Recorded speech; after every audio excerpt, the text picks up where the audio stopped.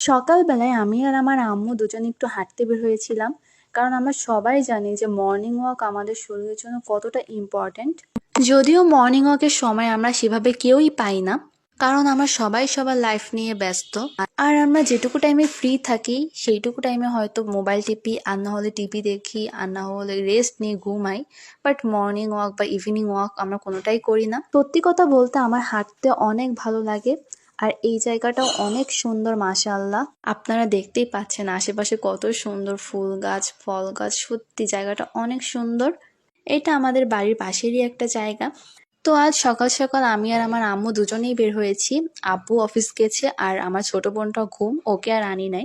কিন্তু ও যদি শুনে যে আমি আর আম্মু বের হয়েছি খুবই রাগ করবে, খুবই কষ্ট পাবে, কান্নাকাটি করবে।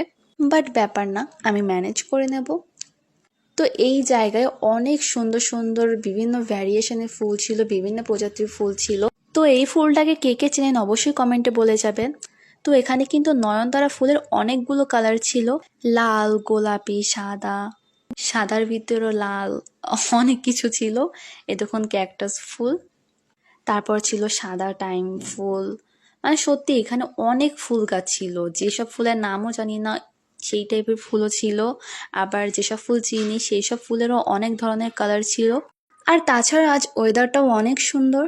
মাঝে মাঝে ঝিরি ঝিরি বৃষ্টি পড়ছিল, মাঝে মাঝে হাওয়া দিচ্ছিল। সত্যি আজকের ওয়েদারটা একদম মন ভালো করার মতো ওয়েদার। এদিকে আবার অচেনা একটা ফুল দেখলাম, এই ফুলটার নাম আমি জানিও না, ফুলটা চিনিও না। আপনারা যদি ফুলটা কেউ চিনে থাকেন অবশ্যই কমেন্টে বলে যাবেন। এইদিকে আবার বেলি ফুলও ছিল। বেলি ফুল আমার অনেক ভালো লাগে, স্পেশালি আর ঘ্রাণটা অনেক সুন্দর। তো এখন আমরা বাড়ির দিকে রওনা দিব। অনেক ঘোরাঘুরি করেছি আজ। তো ভিডিওটি যদি আপনাদের ভালো লেগে থাকে অবশ্যই কমেন্টে বলে যাবেন। আল্লাহ হাফেজ।